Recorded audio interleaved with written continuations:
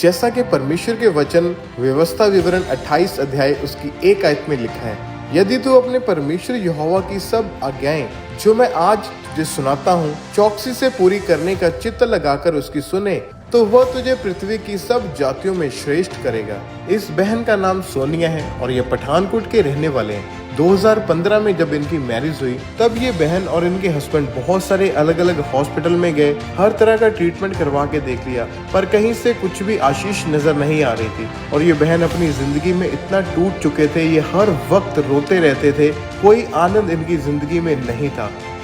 Doctor ने मुझे कहा कि इसी कारण आपके जो है बेबी नहीं हो रहा, क्योंकि आपके एग्स जो है नहीं बन रहे। फिर हमने बहुत सारे डॉक्टर चेंज किए, कम से कम 9 से 10 जो डॉक्टर थे हमने चेंज किए। और इसी बात को लेकर मैं बहुत ज़्यादा निराश रहती थी और बहुत ज़्यादा रोती थी कि मतलब किसी को बताना नहीं, अपना दुख किसी के सामने नहीं बांटना, कि मतलब मैं अंदर से कितनी टूटी हुई हूँ। उन्होंने मेरी स्लिप के ऊपर इनफर्टिलिटी लिखा, तो उस टाइम मतलब मैं बिल्कुल अंदर से टूट चुकी थी कि मतलब मेरी स्लिप पर ऐसा क्यों लिख रहे हैं, मतलब मैं सच में बांझ हूँ और कभी सच में मैं माँ नहीं बन पाऊँगी। ये चीज़ मुझे अंदर से इतना मतलब तोड़ के रख दिया। और लास्ट में इनको ये सुनने को मिला कि ये बांझ है। उस समय ये बहन पूरी तरह से टूट चुके थे, पर जब अंकुर नूरा मिनिस्ट्रीज के बारे में पता चला तो चर्च में आना लगातार शुरू किया और परमेश्वर ने इनकी जिंदगी में से उस बांझपन को खत्म किया और इनको आशीषित किया। तो आइए इस बहन की सुंदर गवाही को हम सुनते हैं। हालेलुया, सबको जय मसीह की। मेरा नाम सोनिया सहोता, मैं पठानकोट से हूँ और आज मैं अपने जीवन की बहुत बड़ी गवाही देने जा रही हूँ। 2015 में मेरी शादी हुई और उसके बाद मेरे ऊपर दुष्ट आत्मा के अटैक होने शुरू हो गए। और जब मैं रात को सोती थी और मेरे ऊपर दुष्ट आत्मा के अटैक होते थे, जो दुष्ट आत्मा थी वो मेरे साथ गलत रिलेशन बनाती थी। जब मैं सुबह उठती थी और मैं देखती थी कि मेरी बॉडी के ऊपर बहुत ज़्यादा नील होते थे और इसके साथ ही मुझे फिजिकल प्रॉब्लम्स होने लगी और मेरे पीरियड्स जो थे वो बिल्कुल इरेगुलर हो गए। 1.5 मंथ के बाद मुझे पीरियड्स आते थे, कभी कभी 2 मंथ के बाद मुझे पीरियड्स आने। और इसकी वजह से मेरी लाइफ जो थी बहुत ज़्यादा परेशान थी और मैं बहुत ज़्यादा निराश थी कि ये मेरे साथ क्या हो रहा है। ऐसे करते मैंने और मेरे हस्बैंड ने बेबी प्लान के लिए 2 साल के बाद सोचा और मुझे बेबी कंसीव नहीं हो रहा था। मैंने और मेरे हस्बैंड ने जब हमारे बेबी नहीं हो रहा था और हमने आपस में सलाह की कि हम किसी गायनिकोलॉजिस्ट डॉक्टर के साथ मिले। और मैं उस टाइम जो थी एज अ स्टाफ नर्स थी और मेडिकल फील्ड में थी और मैं गायनिकोलॉजिस्ट डॉक्टर को जानती थी और मैंने अपने हस्बैंड से कहा कि हम उनके साथ कंसर्न करेंगे। जब हम गायनी डॉक्टर के पास गए और उनको मैंने अपनी सारी प्रॉब्लम्स बताई और उसके बाद उन्होंने मेरे सारे टेस्ट करने शुरू किए। उन्होंने बोला कि आप ये सारे टेस्ट करवाओ। उन्होंने मेरा थायराइड टेस्ट और प्रोलैक्टिन टेस्ट करवाया और वो सारे टेस्ट जो थे बिल्कुल नॉर्मल थे। और डॉक्टर ने मुझे बोला कि आप एक बार जो है एग स्टडी करवाओ। जब मैंने एग स्टडी करवाई और उसका रिज़ल्ट ये आया कि उसमें जो था दोनों ओवरीज में जो एग बनते हैं वो राइट ओवरीज जो थी उसमें बोल रहे थे कि एग बहुत ही कम और बहुत ही छोटे बनते हैं और लेफ्ट में बिल्कुल भी नहीं बनते थे। डॉक्टर ने मुझे कहा कि इसी कारण आपके जो है बेबी नहीं हो रहा, क्योंकि आपके एग्स जो है नहीं बन रहे। और उसकी वजह से उन्होंने बोला कि आपको इंजेक्शन लगवाने पड़ेंगे और साथ में आपको मेडिसिन भी खानी पड़ेगी। मेडिसिन खाने के बाद भी और इंजेक्शन लगवाने के बाद भी कोई रिजल्ट नहीं आया और मेरे बेबी कंसीव नहीं हो पाया। और फिर हमने बहुत सारे डॉक्टर चेंज किए, कम से कम 9 से 10 जो डॉक्टर थे हमने चेंज किए, किसी से हमें कोई भी रिज़ल्ट नहीं मिला। हमारे कई रिश्तेदार ऐसे थे जिनके मतलब कई बार बच्चा होना और उन्होंने कभी हमें बताना नहीं कि प्रेगनेंसी है, जहाँ बेबी कब होगा, जहाँ कब हुआ, और ये सब बातें मुझसे छिपाते थे। और कई बार ऐसा भी होता था कि अगर मैंने किसी के पास जाना, किसी घर में जाना बच्चा उठाने के लिए, जब बोलने के लिए, तो उन्होंने मेरे साथ बात नहीं करनी, मेरे साथ मिलना नहीं। और वो सब देखकर मैं बहुत ज़्यादा रोती थी, बहुत ज़्यादा परेशान होती थी। और जब मैं अपने हस्बैंड को घर आके बताती थी और हम लोग एक रूम में बैठकर दोनों बहुत ज़्यादा मतलब परेशान होते थे।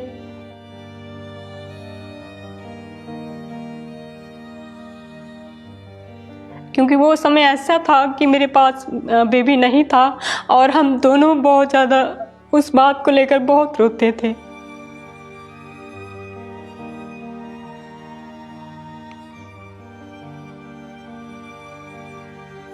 जब हम कभी मार्केट जाते थे और मैं बच्चों के कपड़े देखती थी और उनके टॉयज़ देखती थी और मतलब बहुत ज़्यादा अंदर इमोशनल होती थी कि मतलब हमारे पता नहीं कब बच्चे होंगे और कब हम उन्हें टॉयज़ लेके देंगे और कब उन्हें कपड़े लेके देंगे। मतलब मन में बहुत सारी इच्छाएं थी कि हम अपने बच्चों के लिए ये करेंगे वो करेंगे, लेकिन हमारे पास नहीं थे और हम बहुत ज़्यादा इस चीज़ के लिए रोते थे। और हर टाइम दिमाग में एक ही चीज़ रहती थी कि शायद मैं कभी माँ बन ही नहीं पाऊँगी और मेरे कभी बच्चा हो ही नहीं पाएगा।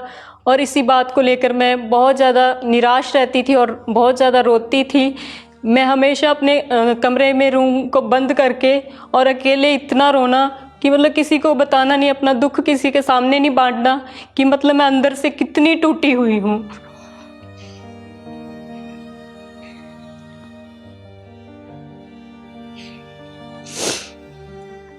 ऐसे मेरी शादी को काफ़ी साल बीत गए और जब मेरे बेबी नहीं हो पा रहा था और हमारे किसी रिलेटिव ने बोला कि आप एक बार IVF करवा के देखो।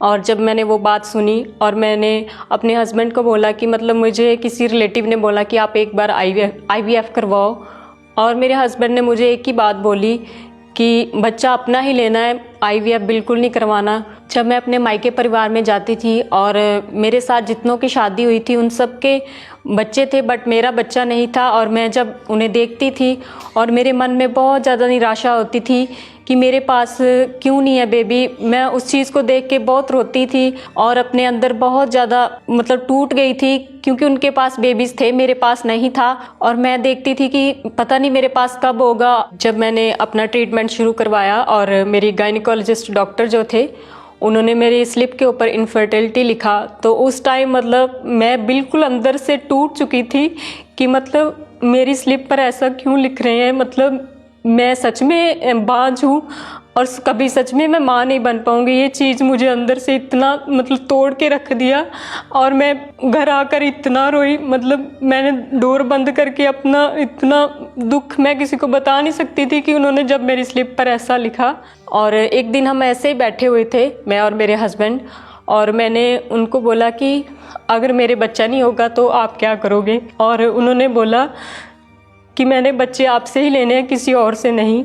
और यहाँ तक कि मैंने उनको ये भी बोल दिया कि आप दूसरी मैरिज कर लो, लेकिन उन्होंने बोला मैं कभी ऐसा काम नहीं करूँगा कि आप मुझे बोल रहे हो कि दूसरी मैरिज करो, ये काम मैं बिल्कुल नहीं करूँगा। और इन परिस्थितियों में मेरा और मेरे हस्बैंड का जो भरोसा और आस थी वो परमेश्वर पर पूरी तरह से दृढ़ थी। और हम पहले से ही अंकुर नूरा मिनिस्ट्री को फॉलो करते थे और हमें जब हम गवाहियाँ सुनते थे बेबी ब्लेसिंग की, और जो अंदर हमारे विश्वास था वो बिल्कुल जो था बढ़ जाता था कि परमेश्वर उनके लिए कर सकता है तो हमारे लिए भी एक दिन ज़रूर करेगा। और जब हम परमेश्वर के साथ जुड़े रहे और हमने एक ही बात परमेश्वर के वचनों से और खुदा के दास से सीखी कि परमेश्वर में अड़े और खड़े रहो। और फिर मैंने और मेरे हस्बैंड ने ले हैंड के लिए ऑनलाइन फॉर्म जो था वो फिल किया। 26 जनवरी 2020 को मेरे और मेरे हस्बैंड के ऊपर अपोस्टल जी ने ले हैंड किया।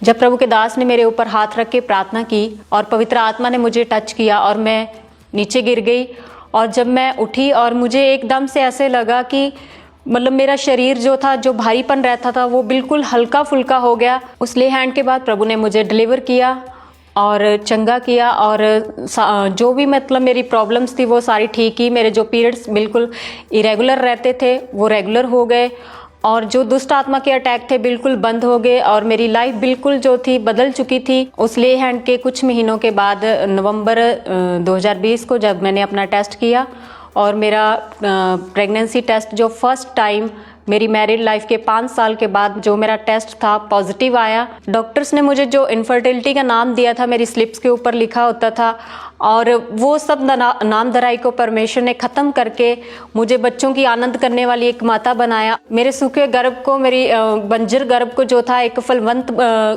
गर्भ बना के मुझे ब्लेस किया। और फिर मेरी 9 मंथ की प्रेगनेंसी में परमेश्वर ने मुझे संभाल कर रखा, और 15 अगस्त 2021 को बेबी गर्ल के साथ ब्लेस किया। जब मैंने अपनी बेटी को अपने हाथों में पहली बार पकड़ा, मैंने उसको देखा और मुझे मतलब बिल्कुल विश्वास नहीं हो रहा था कि मैंने इसको जन्म दिया है।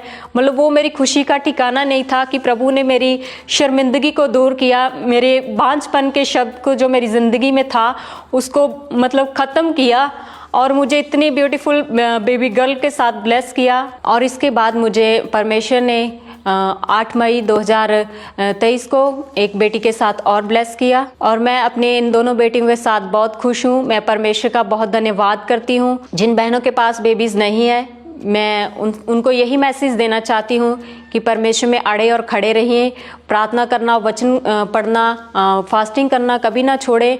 परमेश्वर ज़रूर एक दिन आपको फलवंत करेगा, क्योंकि परमेश्वर में की गई हुई मेहनत कभी व्यर्थ नहीं जाती। उसके वचनों में लिखा है कि वो बांझ को आनंद करने वाली माता बनाता है। जैसे मुझे उसने सब कष्टों से, मेरे सारे बांझपन के नामधराई से बाहर निकाल के मुझे एक अच्छा जीवन दिया, मुझे बेबी गर्ल्स के साथ ब्लेस किया है। और इन बहनों को भी यही मैसेज देती हूँ कि आप परमेश्वर में बढ़ते जाएं, विश्वास में बढ़ते जाएं, परमेश्वर आपको भी ज़रूर ब्लेस करेंगे।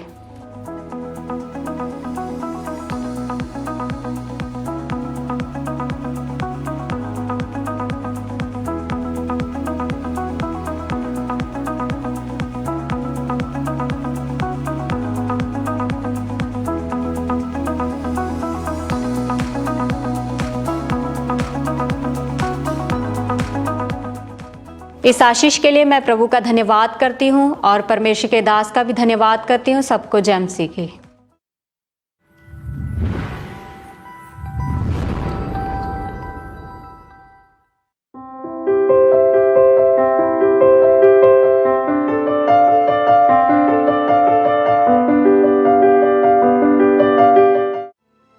जैसा कि परमेश्वर के वचन भजन संहिता 34 अध्याय उसकी 8, 9 और 10 आयत में लिखा है, परख कर देखो कि यहोवा कैसा भला है, क्या ही धन्य है वह पुरुष जो उसकी शरण लेता है। हे यहोवा के पवित्र लोगों, उसका भय मानो, क्योंकि उसके डरवैयों को किसी बात की घटी नहीं होती। जवान सिंहों को तो घटी होती और वे भूखे भी रह जाते हैं, परंतु यहोवा के खोजियों को किसी भली वस्तु की घटी ना होगी। हालेलुया। परमेश्वर ने इस वचन के द्वारा इनकी जिंदगी में काम किया। इस भाई का नाम जसवंत सिंह है और ये भाई बहुत ज्यादा नशा करते थे और नशे के कारण इनके घर के हालात बहुत ज्यादा खराब हो चुके थे और इन्होंने बहुत कोशिश करी कि मैं इन चीजों को छोड़ दूं, मैं नशों से बाहर आ जाऊं, पर इस पाप वाली जिंदगी से ये बाहर नहीं आ पा रहे थे। ਜਦੋਂ ਮੈਂ ਸ਼ਰਾਬ ਦਾ ਇੰਨਾ ਆਦੀ ਹੋ ਗਿਆ ਵੀ ਮੈਂ ਦੇਣੇ ਹੀ ਸ਼ਰਾਬ ਪੀਣੀ ਚਾਲੂ ਕਰ ਦਿੱਤੀ ਤੇ ਨਸ਼ੇ ਦੇ ਚੱਕਰ ਫਿਰ ਮੇਰੀ ਜਗ੍ਹਾ ਵੀ ਜਿਹੜੀ ਮੈਂ ਆਪਣੀ ਉਹ ਵੇਚ ਦਿੱਤੀ। ਤੇ ਜਦੋਂ ਘਰ 'ਚ ਝਗੜਾ ਹੋਣ ਲੱਗਾ ਤੇ ਇਕੱਲਾ ਹੀ ਇੱਥੇ ਕਿਤੇ ਸਾਈਡ ਤੇ ਰਹਿਣ ਲੱਗਾ ਤੇ ਲੋਈ ਮੇਰੇ ਕੋਲ ਹੁੰਦੀ ਸੀ। ਕਦੀ ਮੈਂ ਮੜੀਆਂ 'ਚ ਸੌ ਜਾਣਾ ਤੇ ਕਦੀ ਮੈਂ ਹਸਪਤਾਲ ਹੁੰਦਾ ਸੀ, ਹਸਪਤਾਲ ਖੁੱਲ੍ਹਾ ਹੁੰਦਾ ਸੀ, ਹਸਪਤਾਲ ਦੇ ਥੜੇ 'ਤੇ ਸੌ ਜਾਣਾ। ਇੱਦਾਂ ਹੀ ਮੈਂ ਬਾਹਰ ਸੌਂ ਕੇ ਗੁਜ਼ਾਰਾ ਕੀਤਾ। ਜਦੋਂ ਇਹ ਮੇਰੇ ਕੋਲ ਆਏ ਤੇ ਮੈਂ ਇੰਨਾ ਗੰਦਗੀ ਦੇ ਵਿੱਚ ਸੀਗਾ, ਕੁਛ ਨਾ ਪੁੱਛੋ ਵੀ ਮੇਰੇ ਜੂਆਂ ਵੀ ਪੈ ਗਈਆਂ ਸੀ। ਮਤਲਬ ਇੰਨਾ ਗੰਦਗੀ ਦੇ ਵਿੱਚ ਮੈਂ ਰਹਿਣਾ, ਪਰ ਨਸ਼ਾ नहीं मेरा घटिया। पर जब अंकुर नूरा मिनिस्ट्रीज के बारे में पता चला, चर्च में आए और चर्च में आकर परमेश्वर की सेवा करनी शुरू की, क्योंकि परमेश्वर का वचन बताता है कि जब हम प्रभु यीशु मसीह की सेवा करते हैं तो पिता परमेश्वर हमारा आदर करते हैं। और सचमुच परमेश्वर ने इस भाई की जिंदगी में काम किया, इनको हर तरह के नशे से आज़ाद किया और इनकी जिंदगी में बहुत सारी और भी आशीषें परमेश्वर ने जोड़ दी और परमेश्वर ने एक नया आनंद इनकी जिंदगी में भेजा। तो आइए इस भाई की इस मार्वलस टेस्टिमनी को हम सुनते हैं। ਸਾਰੇ ਭੈਣ ਭਰਾਵਾਂ ਨੂੰ ਜੈ ਮਸੀਹ ਦੀ। ਮੇਰਾ ਨਾਮ ਜਸਵੰਤ ਸਿੰਘ ਆ, ਇਹ ਮੇਰੀ ਵਾਈਫ ਪਰਮਿੰਦਰ ਕੌਰ ਆ। ਅਸੀਂ ਪਿੰਡ ਮਿਸ਼ਰਪੁਰਾ, ਜ਼ਿਲ੍ਹਾ ਗੁਰਦਾਸਪੁਰ ਦੇ ਰਹਿਣ ਵਾਲੇ ਆ। ਮੈਂ ਅੱਜ ਆਪਣੇ ਜੀਵਨ ਦੀ ਬਹੁਤ ਵੱਡੀ ਗਵਾਹੀ ਦੇਣ ਜਾ ਰਿਹਾ। ਮੇਰਾ ਸਨ 1982 'ਚ ਜਨਮ ਹੋਇਆ। ਜਦੋਂ ਮੈਂ 5 ਸਾਲ ਦਾ ਹੋਇਆ ਤਾਂ ਮੇਰੇ ਘਰ ਵਾਲਿਆਂ ਨੇ ਮੈਨੂੰ ਸਕੂਲੇ ਪਾ ਦਿੱਤਾ। ਜਦੋਂ ਮੈਂ 8ਵੀਂ ਕਲਾਸ ਵਿੱਚ ਹੋਇਆ ਉਦੋਂ ਮੇਰੀ ਉਮਰ 12-13 ਸਾਲ ਦੀ ਸੀ। ਉਦੋਂ ਮੈਂ ਬੀਅਰ ਪੀਣੀ ਚਾਲੂ ਕੀਤੀ। ਜਦੋਂ ਮੈਂ ਪਹਿਲੀ ਵਾਰੀ ਯਾਰੀ ਦੋਸਤੀ ਵਿੱਚ ਬੀਅਰ ਪੀਤੀ ਤੇ ਮੈਨੂੰ ਬਹੁਤ ਮਜ਼ਾ ਆਇਆ। ਉਹਦੇ ਨਾਲ ਹੀ ਮੇਰੇ ਯਾਰ ਦੋਸਤ ਕਹਿਣ ਲੱਗੇ ਵੀ ਹੋਰ ਮਜ਼ਾ ਲਈਏ, ਉਹਨਾਂ ਨਾਲ ਦਾਰੂ ਪੀਣੀ ਚਾਲੂ ਕਰ ਦਿੱਤੀ। ਮੈਂ ਆਪਣੇ ਘਰਦਿਆਂ ਤੋਂ ਚੋਰੀ ਸ਼ਰਾਬ ਪੀਂਦਾ ਸੀਗਾ। ਜਿਵੇਂ ਮੇਰੀ ਪੜ੍ਹਾਈ ਕੰਪਲੀਟ ਹੋਈ ਤੇ ਮੈਂ ਰਾਜ ਮਿਸਤਰੀ ਦਾ ਕੰਮ ਸਿੱਖਣਾ ਸ਼ੁਰੂ ਕੀਤਾ। ਉਦੋਂ ਮੈਂ ਮਤਲਬ ਬਾਹਰ ਕੰਮ ਸਿੱਖਣਾ ਚਾਲੂ ਕੀਤਾ ਸੀਗਾ। ਉੱਥੇ ਮੈਂ ਹੌਲੀ ਹੌਲੀ ਮੇਰੀ ਸ਼ਰਾਬ ਜ਼ਿਆਦਾ ਵੱਧ ਗਈ। ਜਦੋਂ ਮੇਰੇ ਘਰ ਵਾਲਿਆਂ ਨੂੰ ਪਤਾ ਲੱਗਾ ਕਿ ਇਹ ਨਸ਼ਾ ਕਰਨ ਡੈ ਪਿਆ, ਉਹ ਮੈਨੂੰ ਮਤਲਬ ਡੱਕਣ ਡੈ ਪਏ ਵੀ ਨਾ ਪੀਆ ਕਰ, ਸ਼ਰਾਬ ਇੰਨੀ ਨਾ ਪੀਆ ਕਰ, ਪਰ ਮੇਰੇ ਕੋਲ ਰਿਹਾ ਨਹੀਂ ਸੀ ਜਾਂਦਾ। ਫਿਰ ਸਨ 2000 ਦੇ ਵਿੱਚ ਉਹਨਾਂ ਮੇਰੀ ਮੈਰਿਜ ਕਰਤੀ ਵੀ ਸ਼ਾਇਦ ਇਹ ਹੁਣ ਹੀ ਹਟ ਜੂਗਾ। ਜਦੋਂ ਮੈਰਿਜ ਕਰ ਦਿੱਤੀ ਤੇ ਮੈਂ ਉਦੋਂ ਨਸ਼ਾ ਮਤਲਬ ਬਾਹਰ ਕਰਕੇ ਆਉਂਦਾ ਸੀਗਾ ਤੇ ਹੌਲੀ ਹੌਲੀ ਮੇਰੀ ਵਾਈਫ ਨੂੰ ਵੀ ਪਤਾ ਲੱਗ ਗਿਆ। ਜਦੋਂ ਘਰ ਨਸ਼ਾ ਕਰਕੇ ਆਉਂਦੇ ਸੀ ਤੇ ਮੈਂ ਇਹਨਾਂ ਨੂੰ ਸਮਝਾਉਂਦੀ ਹਾਂ ਵੀ ਤੁਸੀਂ ਨਸ਼ਾ ਨਾ ਕਰਕੇ ਆਇਆ ਕਰੋ। ਫਿਰ ਮੈਂ ਹੌਲੀ ਹੌਲੀ ਆਪਣੇ ਵੀ ਘਰਦਿਆਂ ਨੂੰ ਦੱਸਿਆ, ਆਪਣੀ ਸੱਸ ਨੂੰ ਦੱਸਿਆ, ਆਪਣੇ ਪੇਕੇ ਦੱਸਿਆ ਵੀ ਇਹ ਨਸ਼ਾ ਕਰਕੇ ਘਰ ਆਉਂਦੇ। ਉਸ ਤੋਂ ਬਾਅਦ ਸਾਡਾ ਲੜਾਈ ਝਗੜਾ ਸ਼ੁਰੂ ਹੋ ਗਿਆ, ਫਿਰ ਹੌਲੀ ਹੌਲੀ ਵੱਧਦਾ ਚਲਾ ਗਿਆ। ਇਸ ਕਰਕੇ ਮੈਂ ਆਪਣੇ ਪੇਕੇ ਘਰ ਚਲ ਗਈ ਤੇ ਵੀ ਕਦੀ ਚਲ ਜਾਣਾ, ਉੱਥੇ ਚਲ ਜਾਣਾ, ਕਦੀ ਸਹੁਰੇ ਆ ਜਾਣਾ। ਮੇਰੇ ਘਰ 2 ਬੇਟੀਆਂ ਹੋਈਆਂ ਤੇ ਫਿਰ ਮੈਨੂੰ ਹੁਣ ਆ ਵੀ ਇਹ ਕੀ ਕਰਦੇ ਰਹਿੰਦੇ ਆ ਵੀ ਆਪਣੇ ਬੱਚਿਆਂ ਦਾ ਕੁਛ ਨਹੀਂ ਸੋਚਦੇ ਹੈਗੇ। ਜਦੋਂ ਮੈਂ ਸ਼ਰਾਬ ਦਾ ਇੰਨਾ ਆਦੀ ਹੋ ਗਿਆ ਵੀ ਮੈਂ ਦਿਨੇ ਹੀ ਸ਼ਰਾਬ ਪੀਣੀ ਚਾਲੂ ਕਰ ਦਿੱਤੀ। ਜੇ ਕਿਸੇ ਵੇਲੇ ਨਾ ਮਿਲਣੀ ਤੇ ਮੈਂ ਸਵਖਤੇ ਕਿਸੇ ਦੇ ਘਰ ਚਲ ਜਾਣਾ ਤੇ ਉਹਨਾਂ ਨੂੰ ਕਹਿਣਾ ਵੀ ਲਿਆਓ ਜੇ ਰਾਤ ਦੀ ਪਈ ਆ, ਤੇ ਜੇ ਕਿਸੇ ਹੱਲ ਹੋਣੀ ਤੇ ਮਿਲ ਜਾਣੀ, ਨਹੀਂ ਤੇ ਪੈਸੇ ਲੈ ਕੇ ਤੇ ਮੁੱਲ ਪੀ ਲੈਣੀ। ਮੈਂ ਸਵੇਰੇ ਜਦੋਂ ਸ਼ਰਾਬ ਨਹੀਂ ਪੀਂਦਾ ਮੇਰੇ ਲੱਤਾਂ ਬਾਹਾਂ ਇੰਨੀਆਂ ਟੁੱਟਦੀਆਂ ਸੀ, ਕੰਮ ਕਰਨ ਨੂੰ ਜੀ ਨਹੀਂ ਕਰਦਾ।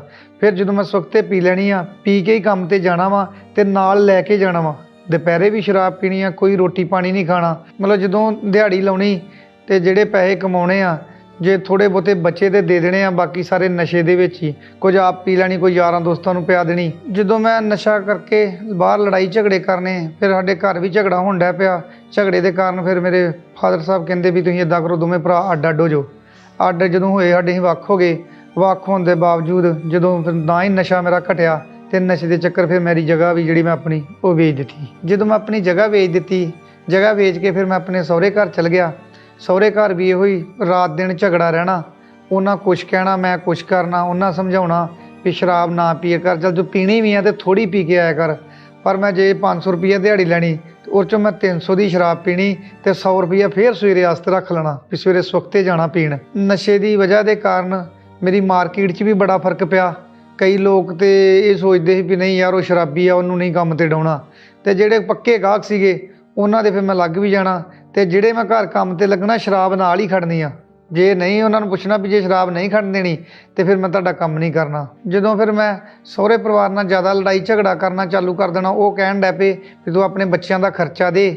ਤੇ ਖਰਚਾ ਮਤਲਬ 4 ਬੱਚੇ ਸੀਗੇ, ਨਹੀਂ ਮੇਰੇ ਕੋਲ ਦਿੱਤਾ ਜਾਂਦਾ। ਫਿਰ ਜਦੋਂ ਘਰ 'ਚ ਝਗੜਾ ਹੋਣ ਲੱਗਾ, ਫਿਰ ਸਹੁਰੇ ਪਰਿਵਾਰ ਨਾਲ ਮੈਂ ਲੜ ਕੇ ਤੇ ਇਕੱਲਾ ਹੀ ਇੱਥੇ ਕਿਤੇ ਸਾਈਡ ਤੇ ਰਹਿਣ ਲੱਗਾ। ਤੇ ਲੋਈ ਮੇਰੇ ਕੋਲ ਹੁੰਦੀ ਸੀ, ਕਦੀ ਮੈਂ ਮੜੀਆਂ 'ਚ ਸੌ ਜਾਣਾ ਤੇ ਕਦੀ ਮੈਂ ਹਸਪਤਾਲ ਹੁੰਦਾ ਸੀ, ਹਸਪਤਾਲ ਖੁੱਲ੍ਹਾ ਹੁੰਦਾ ਸੀ, ਹਸਪਤਾਲ ਦੇ ਥੜੇ 'ਤੇ ਸੌਂ ਜਾਣਾ। ਇੱਦਾਂ ਹੀ ਮੈਂ ਬਾਹਰ ਸੌਂ ਕੇ ਗੁਜ਼ਾਰਾ ਕੀਤਾ। ਫਿਰ ਮੇਰੇ ਘਰਦਿਆਂ ਨੂੰ ਪਤਾ ਲੱਗਾ, ਮੇਰੀ ਵਾਈਫ ਨੂੰ ਪਤਾ ਲੱਗਾ ਵੀ ਉਹ ਮਤਲਬ ਫਲਾਣੇ ਥਾਂ ਰਹਿੰਦੇ ਆ ਤੇ ਇਹ ਫਿਰ ਮੇਰੇ ਕੋਲ ਆ ਗਏ। ਜਦੋਂ ਇਹ ਮੇਰੇ ਕੋਲ ਆਏ ਤੇ ਮੈਂ ਇੰਨਾ ਗੰਦਗੀ ਦੇ ਵਿੱਚ ਸੀਗਾ ਵੀ ਕੁਛ ਨਾ ਪੁੱਛੋ, ਵੀ ਮੇਰੇ ਜੂਆਂ ਵੀ ਪੈ ਗਈਆਂ ਸੀ। ਮਤਲਬ ਇੰਨਾ ਗੰਦਗੀ ਦੇ ਵਿੱਚ ਮੈਂ ਰਹਿੰਦਾ ਹਾਂ। ਪਰ ਨਸ਼ਾ ਨਹੀਂ ਮੇਰਾ ਘਟਿਆ, ਨਸ਼ਾ ਮੇਰਾ ਓਨਾ ਹੀ ਰਿਹਾ। ਜਦੋਂ ਮੇਰੇ ਘਰ ਵਾਲੇ ਮੈਨੂੰ ਘਰ ਵਾਪਸ ਲੈ ਗਏ, ਮੇਰੇ ਬੱਚੇ ਦੋਵੇਂ ਵੱਡੀਆਂ ਬੇਟੀਆਂ ਜਵਾਨ ਹੋ ਗਈਆਂ ਸੀਗੀਆਂ, ਉਹ ਮੈਨੂੰ ਸਮਝਾਉਣ ਲੱਗੀਆਂ ਵੀ ਪਾਪਾ ਨਾ ਪੀਆ ਕਰੋ, ਅਸੀਂ ਮਤਲਬ ਪੜ੍ਹਨਾ ਵਾ। ਜਦੋਂ ਮੇਰੀਆਂ ਬੇਟੀਆਂ ਨੇ ਮੈਨੂੰ ਸਮਝਾਉਣਾ ਵੀ ਪਾਪਾ ਸਾਡੀ ਪੜ੍ਹਾਈ ਵੱਲ ਖਿਆਲ ਕਰੋ ਵੀ ਅਸੀਂ ਹੁਣ ਪੜ੍ਹਨਾ ਵਾ, ਤੇ ਪਰ ਮੈਂ ਸ਼ਰਾਬ ਛੱਡਣੀ ਤੇ ਚਾਹੁੰਦਾ ਸੀ ਪਰ ਮੇਰੇ ਕੋਲ ਛੱਡ ਨਹੀਂ ਹੁੰਦੀ। ਫਿਰ ਮੇਰਾ ਕਿਸੇ ਵੇਲੇ ਜੀ ਕਰਨਾ ਵੀ ਯਾਰ ਬੱਚੇ ਤੇ ਨਹੀਂ ਪੜ੍ਹਾਏ ਜਾਣੇ, ਚਲ ਕੁਝ ਖਾ ਕੇ ਮਰ ਜਗੇ। ਜਦੋਂ ਮੇਰਾ ਇੰਨਾ ਨਸ਼ਾ ਵੱਧ ਗਿਆ ਸੀ ਤੇ ਮੇਰੇ ਘਰ ਵਾਲਿਆਂ ਨੇ ਮੈਨੂੰ ਸ਼ਰਾਬ ਛਡਾਉਣ ਵਾਲੀ ਦਵਾਈਆਂ ਵੀ ਚੋਰੀ ਖਵਾਈਆਂ, ਮੈਨੂੰ ਅਨੇ ਜਗ੍ਹਾ 'ਤੇ ਵੀ ਲੈ ਕੇ ਗਏ, ਪਰ ਫਿਰ ਵੀ ਮੇਰੀ ਸ਼ਰਾਬ ਨਹੀਂ ਛੁੱਟੀ। ਮੇਰੇ ਉਹੋ ਹੀ ਸ਼ਰਾਬ ਮੈਂ ਓਨੀ ਹੀ ਪੀਂਦਾ ਰਿਹਾ। ਮੈਨੂੰ ਸ਼ਰਾਬ ਨਾਲ ਕੋਈ ਨਾ ਦਵਾਈ ਨਾਲ ਕੋਈ ਫਰਕ ਪਿਆ ਤੇ ਨਾ ਮੈਨੂੰ ਅਨੇ ਜਗ੍ਹਾ ਦੇ ਨਾਲ ਹੀ ਕੋਈ ਫਰਕ ਪਿਆ। ਫਿਰ ਇੱਦਾਂ ਇੱਕ ਦਿਨ ਦੀ ਗੱਲ ਆ, ਮੈਂ ਇਸ ਵਕਤ ਇੱਦਾਂ ਮਤਲਬ ਡੇਲੀ ਜਿੱਦਾਂ ਆਮ ਜਾਈਦਾ ਸੀ ਸ਼ਰਾਬ ਪੀਣ, ਸ਼ਰਾਬ ਪੀ ਕੇ ਵਾਪਸ ਆਇਆ ਤੇ ਜਦੋਂ ਮੈਂ ਆਪਣੀਆਂ ਪੌੜੀਆਂ ਚੜ੍ਹਿਆ ਤੇ ਬੱਚੇ ਨੇ TV ਲਾਇਆ ਸੀ। ਉਹਦੇ DD ਪੰਜਾਬੀ 'ਤੇ ਨਾ ਪ੍ਰੋਗਰਾਮ ਆ ਰਿਹਾ ਸੀ ਜੀਵਨ ਦੀਆਂ ਗੱਲਾਂ। ਉਹ ਜਦੋਂ ਉੱਥੇ ਪਰਮੇਸ਼ਰ ਦੇ ਦਾਸ ਵਚਨ ਸੁਣਾ ਰਹੇ ਸੀ ਤੇ ਮੈਂ ਵੇਖਿਆ, ਮੈਂ ਕਿਹਾ ਯਾਰ ਵਚਨ ਬੜਾ ਵਧੀਆ, ਮੈਂ ਸੁਣਿਆ, ਮੈਨੂੰ ਵਧੀਆ ਲੱਗਾ। ਫਿਰ ਇਸੇ ਤਰ੍ਹਾਂ ਹੀ ਮੈਂ 2-3 ਦਿਨ ਬੱਚਿਆਂ ਨੇ ਇੱਦਾਂ TV ਲਾਇਆ ਹੋਣਾ ਤੇ ਮੈਂ ਆਣ ਕੇ ਉਹ ਵੇਖਣਾ ਤੇ ਮੈਨੂੰ ਉਹ ਸੁਣ ਕੇ ਵਚਨ ਸੁਣ ਕੇ ਬਹੁਤ ਚੰਗਾ ਲੱਗਾ। ਫਿਰ ਮੈਂ ਮਨ 'ਚ ਸੋਚਿਆ ਕਿ ਯਾਰ ਉਹ ਹਰ ਥਾਂ ਲੋਕ ਕਦੀ ਕਿਤੇ ਜਾਂਦੇ, ਕੋਈ ਕਿਤੇ ਜਾਂਦੇ, ਇੱਕ ਵਾਰੀ ਜਾ ਕੇ ਵੇਖੀਏ, ਇੱਥੇ ਭਲਾ ਚਰਚ 'ਚ ਜਾ ਕੇ ਵੇਖੀਏ। ਫਿਰ ਮੈਨੂੰ ਇੰਨਾ ਵੀ ਪਤਾ ਲੱਗਾ, ਕਹਿੰਦੇ ਵੀ ਉਹ ਚਰਚ ਵਾਲੇ ਪੈਸੇ ਦਿੰਦੇ ਆ। ਫਿਰ ਮੈਂ ਕਿਹਾ ਚਲੋ ਅਜੇ ਯਾਰ ਜਾ ਕੇ ਵੇਖਣਾ ਵਾ, ਜੇ ਹੋਰ ਨਾ ਕੁਝ ਮਿਲੂ ਪੈਸੇ ਤੇ ਮਿਲਣਗੇ ਹੀ। ਫਿਰ ਮੈਂ ਆਪਣੇ ਇੱਕ ਦੋਸਤ ਨੂੰ ਪੁੱਛਿਆ ਵੀ ਤੂੰ ਉੱਥੇ ਜਾਣਾ ਵਾ, ਉਹ ਖਾਮਰੇ ਚਰਚ ਨਾਲ ਜੁੜਿਆ ਹੋਇਆ ਸੀ। ਉਹ ਮੈਨੂੰ ਕਹਿੰਦਾ ਕੋਈ ਨਹੀਂ ਸਵੇਰੇ ਆ ਜੀ ਤੇ ਸਵੇਰੇ ਤੈਨੂੰ ਮੈਂ ਨਾਲ ਲੈ ਜਾਊਂ। ਇੱਦਾਂ ਹੀ ਮੈਂ ਸੰਡੇ ਉਹਦੇ ਨਾਲ ਬੱਸ 'ਚ ਆਇਆ ਤੇ ਆਉਂਦਿਆਂ ਹੀ ਮੈਨੂੰ ਮਨ 'ਚ ਵੀ ਹੈਗਾ ਸੀ ਵੀ ਕਹਿੰਦੇ ਇੱਥੇ ਪੈਸੇ ਮਿਲਦੇ ਆ। ਫਿਰ ਉੱਥੇ ਨੂੰ ਪੁਰਪਟ, ਜਿੱਥੇ ਪੁਰਪਟ ਸੀ ਉੱਥੇ ਮੈਂ ਉਹਦੇ ਬੈਕ ਸਾਈਡ ਮਤਲਬ ਇੱਕ ਹਫ਼ਤਾ ਵੇਖ ਵੀ ਇੱਥੇ ਕਿਤੇ ਪੈਸੇ ਮਿਲਦੇ ਆ, ਮਤਲਬ ਫਿਰਦਾ ਰਿਹਾ ਪਿੱਛੇ ਪਿੱਛੇ, ਉੱਥੇ ਮੈਨੂੰ ਕੋਈ ਨਹੀਂ ਲੱਭਾ। ਫਿਰ ਦੂਜੇ ਹਫ਼ਤੇ ਇੱਦਾਂ ਮੈਂ ਫਿਰ ਉਸੇ ਤਰ੍ਹਾਂ ਹੀ ਮਤਲਬ ਆਲੇ ਦੁਆਲੇ ਘੁੰਮਦਾ ਰਿਹਾ ਵੀ ਪੈਸੇ ਮਿਲਦੇ ਕਿੱਥੇ ਆ। ਕੋਈ ਅੰਦਰ ਬਹਿ ਕੇ, ਉੱਥੇ ਛੋਟੇ ਛੋਟੇ ਕਮਰੇ ਬਣੇ ਸੀ, ਮੈਂ ਕਦੀ ਕਿਸੇ ਕਮਰੇ 'ਚ ਵੇਖਣਾ ਇੱਥੇ ਤਾਂ ਨਹੀਂ ਵੰਡਣ ਡੇ ਬਹਿ ਕੇ, ਕਦੀ ਕਿਸੇ 'ਚ ਵੇਖਣਾ ਵੀ ਇੱਥੇ ਤਾਂ ਨਹੀਂ ਵੰਡਣ ਡੇ ਬਹਿ ਕੇ। ਇੱਦਾਂ ਮੈਂ 2-3 ਹਫ਼ਤੇ ਇੱਦਾਂ ਹੀ ਕੱਢੇ। ਫਿਰ ਮੈਂ ਜਦੋਂ ਚੌਥੇ ਹਫ਼ਤੇ ਵੇਖਿਆ ਤੇ ਮੈਂ ਵੇਖਿਆ ਵੀ ਨਹੀਂ ਯਾਰ, ਇੱਥੇ ਪੈਸੇ ਨਹੀਂ ਮਿਲਦੇ, ਇੱਥੇ ਤੇ ਪਿਆਰ ਹੀ ਮਿਲਦਾ ਵਾ। ਸਿਰਫ ਇਹੋ ਸਿੱਖਿਆ ਹੀ ਦਿੰਦੇ ਆ ਵੀ ਲੜਾਈ ਝਗੜੇ ਬੰਦ ਕਰੋ, ਨਸ਼ੇ ਛੱਡੋ। ਫਿਰ ਇਸੇ ਤਰ੍ਹਾਂ ਹੀ ਮੈਂ ਚੌਥਾ ਪੰਜਵਾਂ ਹਫ਼ਤਾ ਕੱਢਿਆ ਤੇ 6ਵੇਂ-7ਵੇਂ ਹਫ਼ਤੇ ਮੈਨੂੰ ਇੱਕ ਸੇਵਾ ਦਾ ਮੌਕਾ ਮਿਲਿਆ। ਜਦੋਂ ਫਸਟ ਟਾਈਮ ਹੀ ਮੈਂ ਇੱਥੇ ਸੇਵਾ 'ਤੇ ਆਇਆ, ਸ਼ਨੀਵਾਰ ਦਾ ਦਿਨ ਸੀਗਾ ਤੇ ਮੈਂ ਇੱਥੇ ਸੇਵਾ 'ਤੇ ਆਇਆ ਤੇ ਸ਼ਾਮ ਦਾ ਟਾਈਮ ਸੀਗਾ ਤੇ ਇੱਦਾਂ ਹੀ ਪਰਮੇਸ਼ਰ ਦੇ ਦਾਸ ਮੈਨੂੰ ਮਿਲੇ ਤੇ ਉਹ ਜਦੋਂ ਮੇਰੇ ਲਾਗੇ ਖੜੇ ਹੋਏ ਤੇ ਮੈਨੂੰ ਉਹਨਾਂ ਪੁੱਛਿਆ ਵੀ ਬੇਟਾ ਤੂੰ ਇਕੱਲਾ ਲੱਗਾ ਵਾਂ ਤੇ ਇਹ ਸਵੇਰੇ ਸੰਡੇ ਆ ਤੇ ਇਹ ਸਾਰਾ ਕੰਮ ਕਲੀਅਰ ਹੋ ਜਾਏਗਾ, ਨਹੀਂ ਤੇ ਮਿਸਤਰੀ ਹੋਰ ਬੁਲਾ ਲਓ। ਤੇ ਮੈਂ ਕਿਹਾ ਪਾਪਾ ਨਹੀਂ, ਸਵੇਰੇ ਮਤਲਬ ਸਾਰੇ ਰਾਤ ਦਿਨ ਦੇ ਲੱਗੇ ਥੱਕੇ ਹੋ ਚਲ ਗਏ ਆ, ਕੋਈ ਨਹੀਂ ਮੈਂ ਰਾਤ ਲਾ ਦੂੰਗਾ। ਫਿਰ ਉਸ ਤੋਂ ਬਾਅਦ ਮੈਂ ਚਰਚ ਦੇ ਨਾਲ ਜੁੜ ਗਿਆ ਤੇ ਉਦੋਂ ਬਾਅਦ ਮੈਂ ਸੇਵਾ ਕਰਨੀ ਸ਼ੁਰੂ ਕਰ ਦਿੱਤੀ ਤੇ ਫਿਰ ਮੈਂ ਹਰ ਸੰਡੇ ਹੀ ਮਤਲਬ ਇੱਥੇ ਮੀਟਿੰਗ ਅਟੈਂਡ ਕਰਨ ਲੱਗਾ। ਜਦੋਂ ਮੈਂ ਰੈਗੂਲਰ ਚਰਚ ਆਉਣਾ ਚਾਲੂ ਕਰ ਦਿੱਤਾ ਤੇ ਮੈਂ ਇੱਥੇ ਗਵਾਹੀਆਂ ਸੁਣਦਾ ਸੀ ਤੇ ਗਵਾਹੀਆਂ ਸੁਣ ਕੇ ਜਦੋਂ ਮੈਂ ਵੇਖਦਾ ਸੀ ਕੋਈ ਚਿੱਟੇ ਤੋਂ ਆਜ਼ਾਦ ਹੋਣ ਡਿਆ, ਕੋਈ ਕਿਸੇ ਨਸ਼ੇ ਤੋਂ ਆਜ਼ਾਦ ਹੋਣ ਡਿਆ। ਫਿਰ 1 ਸਤੰਬਰ 2019 ਨੂੰ ਮੈਂ ਚਰਚ ਵਿੱਚ ਆਇਆ। ਫਿਰ ਪ੍ਰਭੂ ਦੇ ਦਾਸ ਨੇ ਨਸ਼ਾ ਕਰਨ ਵਾਲਿਆਂ ਵਾਸਤੇ ਖਾਸ ਪ੍ਰੇਅਰ ਕੀਤੀ। ਮੈਂ ਉਹ ਪ੍ਰੇਅਰ ਨੂੰ ਰਿਸੀਵ ਕੀਤਾ। नशे की आत्मा, अपने हाथों को उठा के डांटो, बोलो नशे की आत्मा कम आउट, जादू की आत्मा कम आउट, आउट। ਜਦੋਂ ਮੈਂ ਉਸ ਪ੍ਰੇਅਰ ਨੂੰ ਆਪਣੇ ਲਈ ਰਿਸੀਵ ਕੀਤਾ ਤੇ ਪ੍ਰਭੂ ਦੀ ਆਤਮਾ ਨੇ ਮੈਨੂੰ ਛੂਹਿਆ ਤੇ ਉਸੇ ਟਾਈਮ ਹੀ ਮੈਂ ਆਪਣਾ ਪਾਪਾਂ ਤੋਂ ਤੋਬਾ ਕਰ ਲਈ ਤੇ ਮੀਟਿੰਗ ਤੋਂ ਬਾਅਦ ਮੈਂ ਬਪਤਿਸਮਾ ਲੈ ਲਿਆ ਤੇ ਮੈਂ ਸਾਰਾ ਹੀ ਆਪਣਾ ਜੀਵਨ ਪ੍ਰਭੂ ਨੂੰ ਦੇ ਦਿੱਤਾ। ਉਸ ਦਿਨ ਤੋਂ ਮੈਂ ਪੂਰੀ ਤਰ੍ਹਾਂ ਆਜ਼ਾਦ ਹਾਂ। ਨਾ ਹੁਣ ਮੈਂ ਸ਼ਰਾਬ ਪੀਣਾ, ਨਾ ਮੈਂ ਗੁਟਕਾ ਖਾਨਾ, ਨਾ ਮੈਂ ਬੀੜੀਆਂ ਪੀਣਾ, ਨਾ ਮੈਂ ਕੋਈ ਹੋਰ ਨਸ਼ਾ ਕਰਦਾ। ਉਸ ਦਿਨ ਤੋਂ ਮੈਂ ਪੂਰੀ ਤਰ੍ਹਾਂ ਆਜ਼ਾਦ ਹਾਂ। ਜਿਹੜਾ ਨਸ਼ੇ ਦੀ ਵਜ੍ਹਾ ਨਾਲ ਮੇਰਾ ਪਹਿਲਾਂ ਪੈਸਾ ਫਾਲਤੂ ਖਰਚ ਹੁੰਦਾ ਸੀ, ਜਿੱਦਾਂ ਮੈਂ ਸ਼ਰਾਬ ਪੀਂਦਾ ਸੀ, ਗੁਟਕੇ ਖਾਂਦਾ ਸੀ, ਉਹ ਪੈਸੇ ਹੁਣ ਸਾਰੇ ਮੇਰੇ ਸੇਵ ਹੁੰਦੇ ਨੇ। ਉਹ ਪੈਸੇ ਨਾਲ ਮੇਰੇ ਐਜ਼ ਫੈਮਿਲੀ, ਮੇਰੇ ਬੱਚੇ ਵੀ ਖੁਸ਼ ਆ, ਵਧੀਆ ਪੜ੍ਹ ਰਹੇ ਨੇ, ਮੇਰੀ ਵਾਈਫ ਵੀ ਖੁਸ਼ ਆ। ਹੁਣ ਅਸੀਂ ਆਪਣੇ ਘਰ ਬਹੁਤ ਖੁਸ਼ ਹਾਂ, ਬਹੁਤ ਖੁਸ਼ੀ ਦੀ ਜ਼ਿੰਦਗੀ ਗੁਜ਼ਾਰ ਰਹੇ ਹਾਂ। ਇਸ ਦੇ ਨਾਲ ਨਾਲ ਮੈਨੂੰ ਸੰਸਾਰੀ ਚੀਜ਼ਾਂ ਵੀ ਪਰਮੇਸ਼ਰ ਨੇ ਬਹੁਤ ਦਿੱਤੀਆਂ। ਜਿੱਦਾਂ ਪਹਿਲਾਂ ਮੇਰੇ ਕੋਲ ਸਾਈਕਲ ਵੀ ਨਹੀਂ ਹੁੰਦਾ, ਹੁਣ 2 ਮੋਟਰਸਾਈਕਲ ਵੀ ਪਰਮੇਸ਼ਰ ਨੇ ਮੈਨੂੰ ਆਸ਼ੀਸ਼ ਦਿੱਤੀ। ਹੁਣ ਗੱਡੀ ਨਾਲ ਪਰਮੇਸ਼ਰ ਨੇ ਮੈਨੂੰ ਬਲੈਸ ਕੀਤਾ। ਹੁਣ ਲੋਕ ਬਹੁਤ ਖੁਸ਼ ਹੁੰਦੇ ਆ ਵੀ ਇਹ ਨਸ਼ੇ ਛੱਡ ਗਿਆ ਤੇ ਵੇਖੋ ਹੁਣ ਹਰ ਇੱਕ ਚੀਜ਼ ਬਣਾਈ ਜਾਂਦਾ। ਤੇ ਮੈਂ ਉਹਨਾਂ ਨੂੰ ਕਹਿ ਦਿੰਦਾ ਮੈਂ ਨਹੀਂ ਬਣਾਉਣ ਡਿਆ, ਪਰਮੇਸ਼ਰ ਕਰਨ ਡਿਆ ਜੋ ਕਰਨ ਡਿਆ। ਆਓ ਪਰਮੇਸ਼ਰ ਦੇ ਘਰ ਚੱਲੀਏ ਤੇ ਉੱਥੋਂ ਹਰ ਇੱਕ ਚੀਜ਼ ਮਿਲਦੀ ਜੇ। ਪਰਮੇਸ਼ਰ ਆਸ਼ਾ ਨਾਲ ਬਲੈਸ ਕਰਦਾ। ਮੈਨੂੰ ਪਰਮੇਸ਼ਰ ਨੇ ਬਹੁਤ ਬਲੈਸ ਕੀਤਾ। ਜਿਹੜੀ ਮੇਰੇ ਭਰਾ ਜਾਂ ਭੈਣ ਅੱਜ ਵੀ ਨਸ਼ਾ ਕਰਦੇ ਨੇ, ਉਹ ਇੱਕ ਪਰਮੇਸ਼ਰ 'ਤੇ ਵਿਸ਼ਵਾਸ ਰੱਖੋ, ਜੀਵਨ ਚਰਚ ਦਾ ਹਿੱਸਾ ਬਣੋ, ਪ੍ਰਭੂ 'ਤੇ ਭਰੋਸਾ ਰੱਖੋ। ਜਿੱਦਾਂ ਪਰਮੇਸ਼ਰ ਨੇ ਮੈਨੂੰ ਇੰਨਿਆਂ ਨਸ਼ਿਆਂ ਤੋਂ ਆਜ਼ਾਦ ਕੀਤਾ ਵਾ। ਜਿਹੜਾ ਮੈਂ ਤੁਹਾਨੂੰ ਅੱਗੇ ਵੀ ਦੱਸਿਆ ਸੀ ਵੀ ਸਾਈਕਲ ਨਹੀਂ ਮੇਰੇ ਕੋਲ ਹੁੰਦਾ ਤੇ ਇਸ ਟਾਈਮ ਮੈਨੂੰ ਪਰਮੇਸ਼ਰ ਨੇ ਗੱਡੀ ਨਾਲ ਬਲੈਸ ਕੀਤਾ ਵਾ। ਪਰਮੇਸ਼ਰ ਹਰ ਇੱਕ ਚੀਜ਼ ਦੇਣ ਦੀ ਸਮਰਥ ਰੱਖਦਾ ਵਾ। ਸਿਰਫ ਵਿਸ਼ਵਾਸ ਪਰਮੇਸ਼ਰ 'ਤੇ ਰੱਖੋ ਤੇ ਨਸ਼ਿਆਂ ਤੋਂ ਆਜ਼ਾਦ ਹੋਵੋ। ਜੀਵਤ ਚਰਚ ਦਾ ਹਿੱਸਾ ਬਣੋ। ਜਿੱਦਾਂ ਮੈਨੂੰ ਆਜ਼ਾਦ ਕੀਤਾ ਉਹ ਤੁਹਾਨੂੰ ਵੀ ਆਜ਼ਾਦ ਕਰੂਗਾ।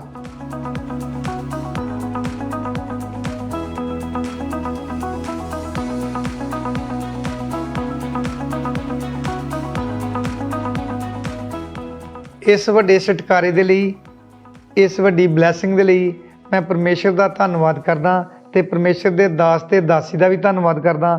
ਸਾਰੇ ਭੈਣ ਭਰਾਵਾਂ ਨੂੰ ਜੈ ਮਸੀਹ ਦੀ।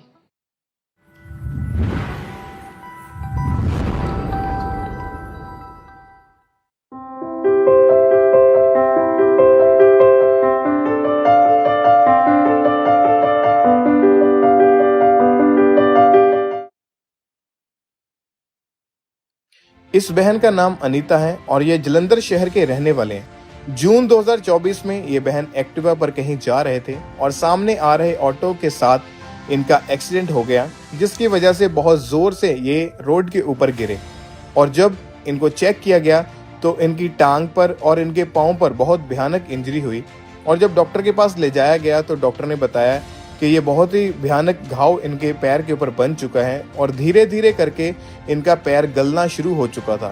डॉक्टर ने लास्ट में बोल दिया था कि अगर सर्जरी नहीं करवाई तो ये बहुत ज़्यादा फैल सकता है। सर्जरी करवाने के बाद भी इनको कोई फर्क नहीं पड़ा और ये बहुत ज़्यादा रोग फैल चुका था। जब मेरे हस्बैंड हॉस्पिटल लेके गए, मुझे रोज़ डॉक्टर पट्टी करते थे, टीका लगाते थे, इलाज करते थे, पर उससे मेरा कोई फ़र्क नहीं पड़ा। मैं 1.5 महीने हॉस्पिटल पे थी। मेरे पैर में बहुत दर्द होता था। उस वक़्त सचमुच मेरे पैर की हालत बहुत ख़राब थी। पैर के जख्म बहुत थी, खड्डा हो गया था। तो डॉक्टर ने चेक किया तो डॉक्टर देख के बोले, सीधा ही बोल दिया उन्होंने जख्म देख के कि सर्जरी करना पड़ेगा, इसका ऑपरेशन करना पड़ेगा। और जब अंकुरनुल्लाह मिनिस्ट्री के साथ ये बहन जुड़े हुए थे और ये लगातार विश्वास करते थे, फिर जब 30 जून 2024 को ये बहन अंकुरनुल्लाह मिनिस्ट्रीज में आए, उस प्रेयर के दौरान परमेश्वर की सामर्थ इनमें एंटर हुई और इनकी बीमारी धीरे धीरे करके खत्म होनी शुरू हुई। इनकी जो स्किन थी वो पूरी तरह से हील हो चुकी है। सबको जय मसीह की। मेरा नाम अनीता है, मैं जालंधर के रहने वाली हूँ।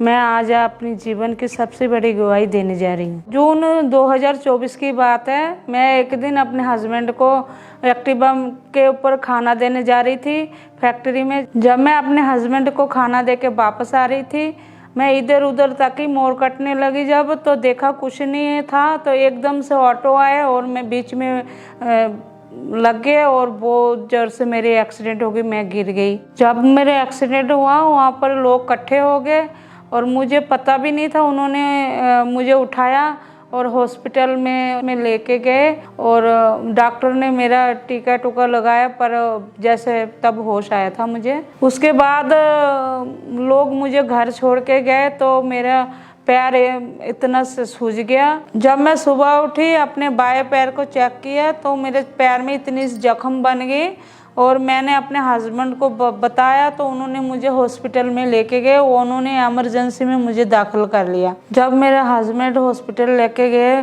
मुझे रोज़ डॉक्टर पट्टी करते थे, टीका लगाते थे, इलाज करते थे, पर उससे मेरा कोई फ़र्क नहीं पड़ा। मैं 1.5 महीने हॉस्पिटल पे थी। मेरे पैर में बहुत दर्द होता था। मैं बहुत तकलीफ़ में थी, बहुत मतलब सहती थी दर्द। जब मेरे हस्बैंड मेरे पास नहीं होते थे, मैं अकेले बहुत दुखी होती थी। मैं ऐसे सोचती थी कि मेरे पैर काट दिया देंगे, ठीक नहीं हो रहा था तो क्या होगा। बहुत दुखी थी मैं, बहुत परेशान थी। उस वक़्त सचमुच मेरे पैर की हालत बहुत ख़राब थी। पैर के जख्म बहुत थी, खड्डा हो गया था, वो हड्डी मतलब नज़र आने लगी। तो उसके बाद डॉक्टरों ने मुझे रेफ़र कर दिया दूसरे हॉस्पिटल। वहाँ पर मेरी सर्जरी वाले डॉक्टर के पास रेफ़र कर दिया। जब मेरे हस्बैंड दूसरे हॉस्पिटल में मुझे लेके गए तो डॉक्टर ने चेक किया तो डॉक्टर देख के बोले, सीधा ही बोल दिया उन्होंने जख्म देख के कि सर्जरी करना पड़ेगा, इसका ऑपरेशन करना पड़ेगा। फिर डॉक्टर ने मेरा लेफ्ट जांघ का मांस निकाल के और मेरे पैर में डाला और मेरा ऑपरेशन किया और मुझे वह 8 दिन दाखिल रखा। मुझे उन्होंने प्लास्टर भी किया पैर का, रोज़ टीका लगाते थे। वो ऐसे ही दाखिल करके उससे वो दवाई देते थे रोज़ मुझे सुबह शाम। और घर पे आए जब, तब भी 10-12 दिन हो गया था तो वो ठीक नहीं हो रहा था मेरा पैर। उस वक़्त मैं टोटली बेड पे थी तो मुझसे कुछ काम नहीं होता था। टॉयलेट बाथरूम भी मेरे पति लेके जाता था और घर का काम सारा, रोटी पानी सब वही, झाड़ू पोछा सब वही करते थे, मेरे पति करते थे। 15 दिनों बाद मैंने प्लास्टर खुलवा दिया। मेरे पैर की हालत और भी खराब हो गई। मेरे पैर में से बदबू अभी आता था और मक्खी बैठता था बहुत बुरी तरह से। ऑपरेशन करने के बाद भी मेरे हालत ऐसी थी पैर की, तो कोई आराम नहीं था, तकलीफ ऐसी थी, दर्द होते थे। जब मेरी ऐसी हालत थी तब भी मेरे परमेश्वर पर भरोसा था। मैं ऑनलाइन मीटिंग देखती थी, प्रेयर मॉनिटरिंग देखती थी। मैं लगातार अंकुरनुल्लाह मिनिस्ट्री से जुड़ी हुई थी। 30 जून 2024 को जब मेरे हस्बैंड मुझे चर्च में लेके आए और मुझसे चला नहीं जा रहा था तो व्हील चेयर में मुझे इमरजेंसी सेक्शन में लेके आए।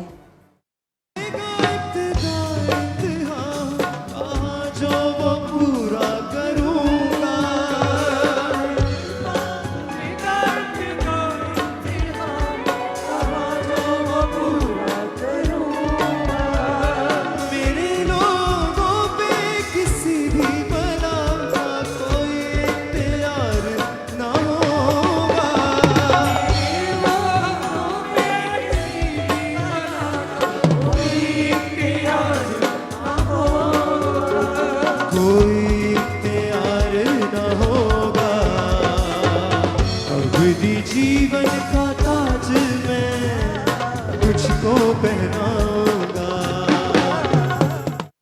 फिर मैं लेहैंड सेक्शन में गई। परमेश्वर के दास ने मेरे सिर के ऊपर हाथ रख के प्रार्थना की, मेरे पैरों पे ऑनेक्टिन ऑयल डाले और मुझे प्रे किए हुए पानी पिलाए।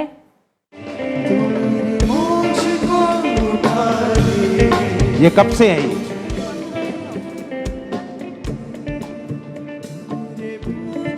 ये आप देख पा रहे हैं? आप बिलीव करते हैं यीशु आपको चंगा करेगा? हाँ,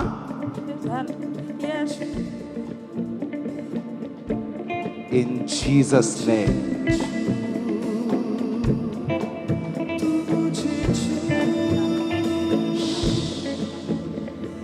इन जीसस नेम लाइफ एंटर करे तुम्हारे पांव के अंदर और यीशु के नाम में ये पांव जीवन को पाए। यीशु के नाम में तुम चंगी हो चुकी हो और गवाही के साथ आ रही हो, गवाही के साथ आ रही हो, एक सबूत के तौर पे कि मेरा यीशु जिंदा है। ऑयल दो मेरे को। लोगो आ चखो देखो सबूत की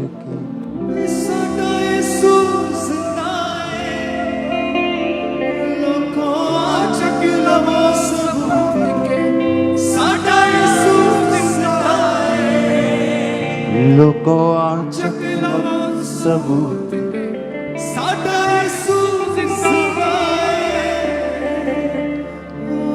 पानी दो मेरे को। In the name of Jesus।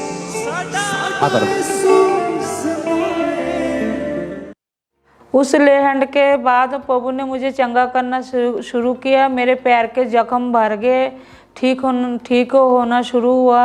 मैं अब बिल्कुल ठीक हूँ। मेरा पैर जो गल चुका था वो सूख चुका है। मैं अब जॉब में भी जाती हूँ, घर के काम काज भी करती हूँ, एक्टिवा भी चलाती हूँ। डॉक्टर ने बोला था कि भी पैर ठीक ना हुआ तो काटना पड़ेगा। प्रभु का दया, प्रभु का अनुग्रह से मैं अब ठीक हूँ। जितने लोग बीमार हैं, मैं ये कहना चाहती हूँ परमेश्वर के में घर में आओ, विश्वास करो। परमेश्वर सब कुछ करने की सामर्थ रखता है। जीवित परमेश्वर है।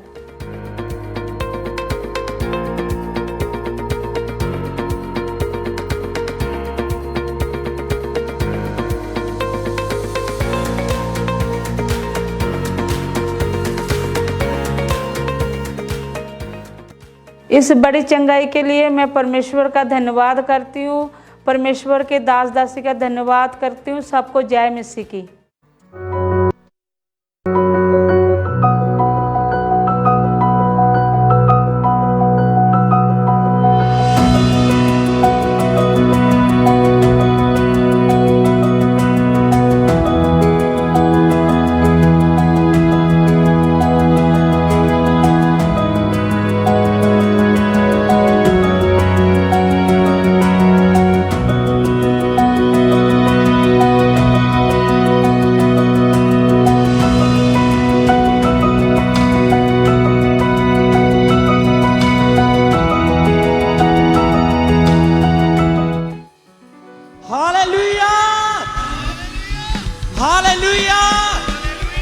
तारीफ करें सब जोर से, अपने हाथों को उठा के जोर से जीवित परमेश्वर के नाम को महिमा दें।